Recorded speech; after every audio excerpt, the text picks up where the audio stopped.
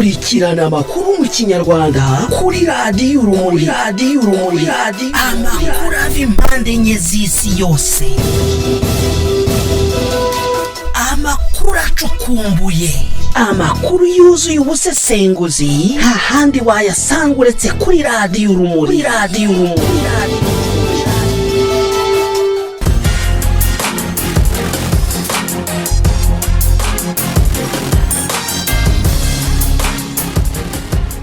Bakunzi ba radiyo Urumuri, turabasuhuje, tubahaye ikaze mu makuru yo kuri iki cyumweru tariki ya 15 Nzeri umwaka wa 2019.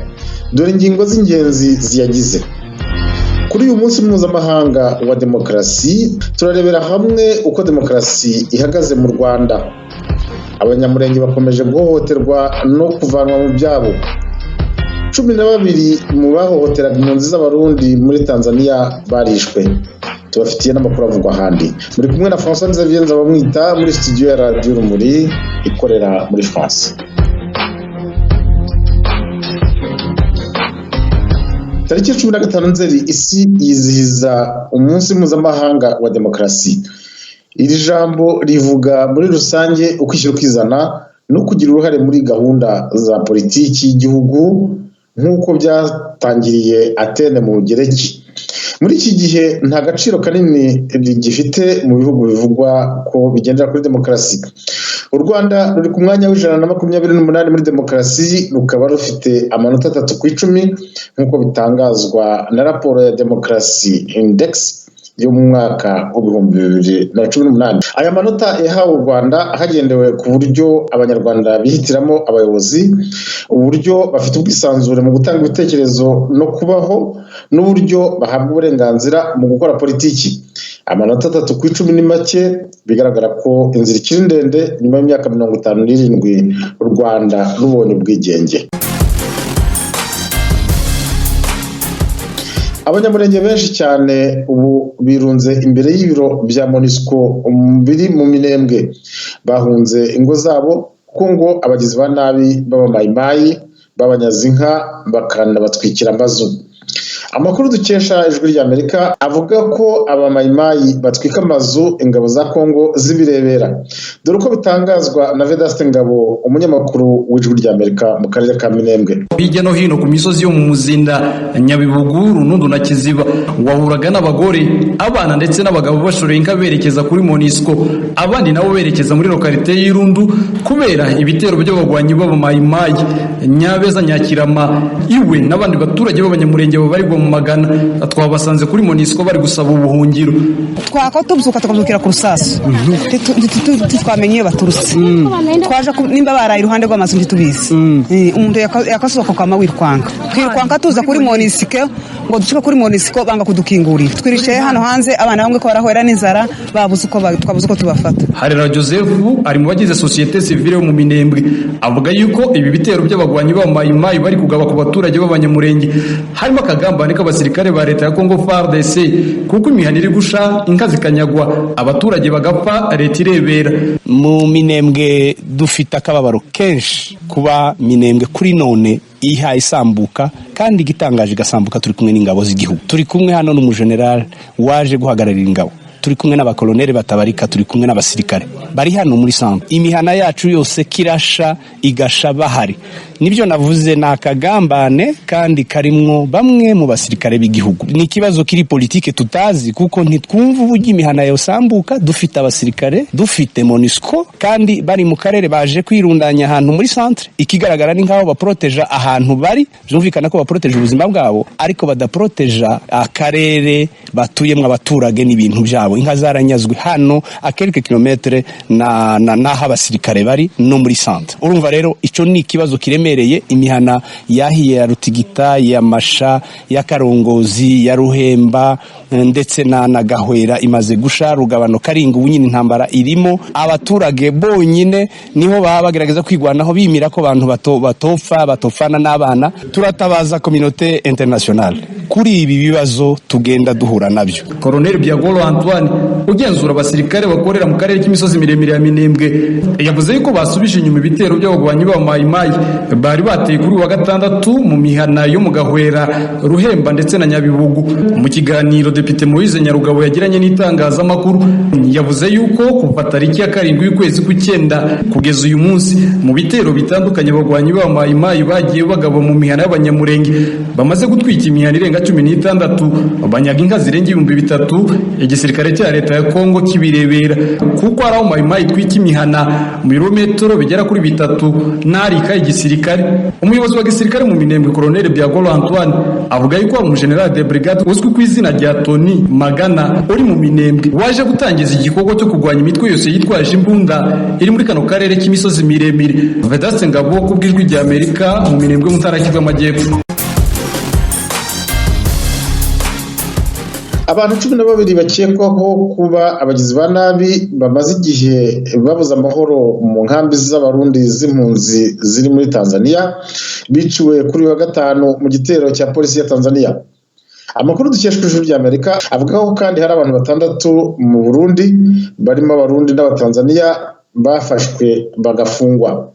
Abo bagizi ba nabi bose ngo bafatanywe imbunda bakoreshaga.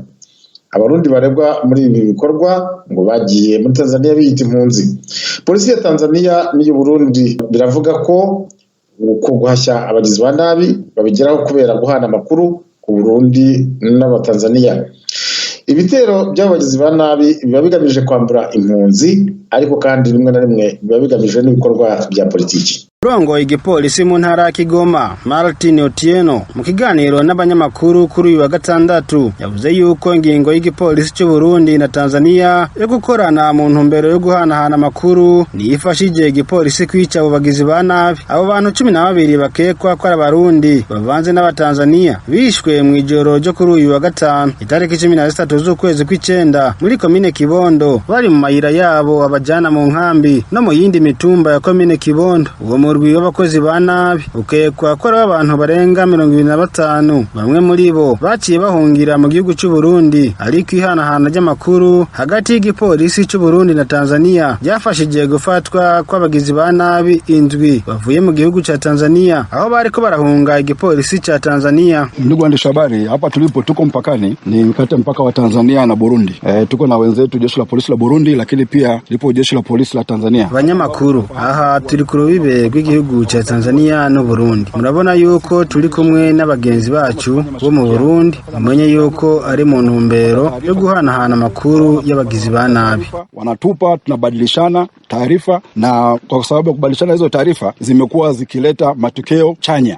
Rero tugiye gushira mu ngiro iyo ngingo yo guhanahana amakuru. Ndazi mwabonye yuko ifashije gufata abagizi ba nabi, abandi bishwe. Murabona kandi yuko twafashe n'ibirwanisho bakoresha. Ubwo rero ubu bumwe ugiye kudufasha kugabanya ibyo bitero mu nkambi n'inyuma y'inkambi. Wamekuwa wakisumbua. Nyuma y'icyo gikorwa igipolisi cyo muri komine Gisuru mu ntara ya Ruyigi baciye bahura na bagenzi babo bo muri Tanzania, urubibe rwa Tanzania no Burundi, aho bakoranye inama mu ntumbero yo kubandanya guhanahana amakuru no gukora amatohoza y'abakozi ba nabi bama bahungabanije umutekano w'impunzi zahungiye mu gihugu cya Tanzania hamwe n'abaturanyi bazo. Uyu ni umuvugirizi w'igipolisi mu gihugu cy'u Burundi Pierre Nkuriki. Ngaho imbere yacu murabona inkozi z'ikibi zishaka kuri 7 n'ibigwanisho zafatanywe. Uyu rero n'umugwi w'inkozi z'ikibi karuhariwe usanzwe uhungabanya umutekano ngaha ku mbibe ibihugu bihana. Abamubona bose n'abarundi, ariko umugwi wose ugizwe harimo n'abatanzania. Muri bo rero hariho abaza barapfuye bariko mu bikorwa byo kubarondera,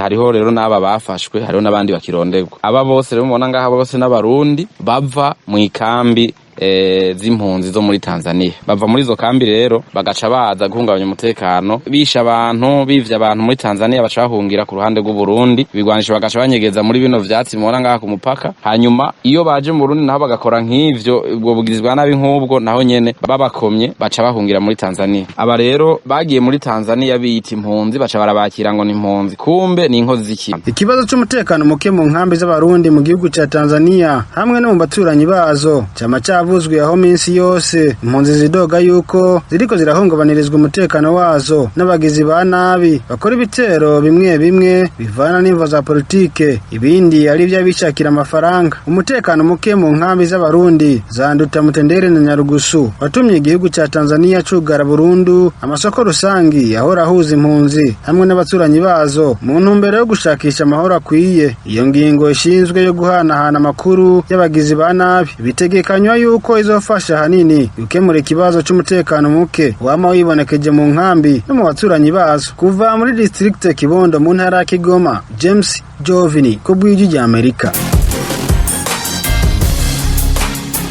François unyemerere mbere yuko ukomeza tunyarukire mu Rwanda gato tubwira abakurikiye radio Urumuri ko Perezida Paul Kagame akaba na Perezida wa FPR Inkotanyi ishyaka rimaze ku butegetsi imyaka 25 yatangarije mu nama y'iri shyaka yoboye ko abaheruka kugaba ibitero mu majyepfo no mu majyaruguru batsinzwe burundu. Yongeye kwikoma ibihugu bituranye n'u Rwanda avuga ko ngo bishotora igihugu ayoboye yanikomye bidasanzwe abavuga ko yahaye imbabazi zibafungura ngo none bakaba bazamura ijwi. Inkuru irambuye turayikesha umunyamakuru wa Radio Ijwi rya Amerika Eric Bagiruwubusa. Muri iyo nama ngarukamwaka y'ishyaka FPR Inkotanyi rimaze imyaka 25 ku butegetsi niho umukuru w'iryo shyaka icyarimwe n'umukuru w'igihugu Paul Kagame yavugiye ku bitero byumvikanye mu burengerazuba n'amajyepfo y'u Rwanda. Mu kiganiro cyatambutse kuri televiziyo y'igihugu Perezida Kagame yumvikanye avuga ko abari bagabye ibyo bitero ntacyo bagezeho. Nyamasheke mu minsi yashize hari abantu bateyeyo, sibyo? Buriya ngo bashakaga iki? Murabizi muzi abantu bateyeyo bavuye hakurya no hakuno bavuga ko bashakaga iki? Ariko rwose twari twabararitse. Turababwira ngo ibyo mutekereza gukora n'ubuga ndabwira n'abandi bakibitekereza. Uwinjiye afite imigambi mibi afitiye u Rwanda ntasohoka.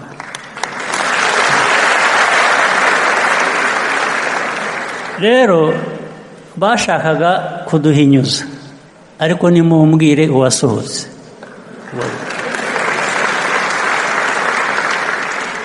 Umukuru w'ishyaka riri ku butegetsi muri iyi nama yagarutse ku mbaraga z'igisirikare cy'u Rwanda bereye ku isonga avuga ko cyiyunyuguje abari bateye u Rwanda anaburira abandi bari hanze bahirahira batera u Rwanda. Arifu murayizi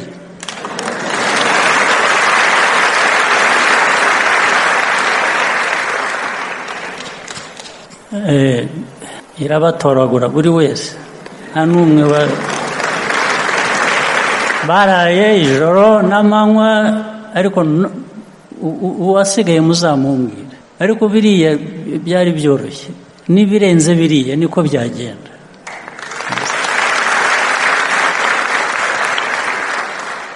Kandi si ngombwa ko tugomba gutanga ubuhamya, tugomba gutanga proof ku bari hanze cyangwa ku bafite imigambi mibi ngo tubanze tubereke urugero.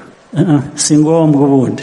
Ibi bitero Perezida Kagame avuga byatangiye kumvikana mu mpera z'ukwa gatandatu mu mwaka ushize wa 2018 mu majyepfo y'u Rwanda mu duce twa Nyaruguru na Nyamagabe. Gusa byarakomeje bigera no mu burengerazuba bw'u Rwanda hanini bivugwa ko indiri y'abateraga yari ishyamba rya Nyungwe. Umukuru w'u Rwanda yanaburiye bimwe mu bihugu bituranye by'u Rwanda avuga ko bikunze gushotora u Rwanda. Ubushake dufite bushyigikiwe n'ubwo bushobozi bwo kugira ngo dukemure ikibazo cyahungabanya igihugu cyacu ntibugire uko bungana rwose. N'abajya baducokoza duturanye nabo kandi barabizi rwose. Ntabwo ari ngombwa ko twabikoresha kuko bidusubiza inyuma bikatubuza amajyambere twari turimo, ariko byabaye ngombwa kubikemura turabikemura. Nta n'umwe yatomoye mu mazina ariko mu mvugo y'amarenga muri iyi nama y'ishyaka FPR Inkotanyi riri ku butegetsi. Perezida Kagame unakuriye FPR Inkotanyi yanagize icyo avuga ko baherutse guha imbabazi bagafungurwa ariko kuri ubu ngo basigaye bitwara nabi. Hari aba bantu nagiriye imbabazi bari bafunze bazanye intuza n'ubu njya mbabona bari hanze aha busakuza buri urabwihorera nta batazakiza.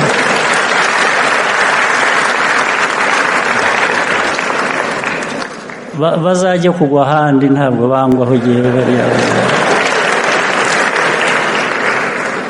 bereke no kudutesha umwanya wo gukomeza gutera imbere mu majyambere dukwiriye kuba tugeraho tuzabana nabo dutyo tubihorere, ntabwo twabahindura ngo babe bazima kurusha uko bari, ariko nta n'icyo badutwara, urabihorera bagahera hagati aho ngaho, bakazahitamo kujyana n'abandi cyangwa se gukomeza uko bameze.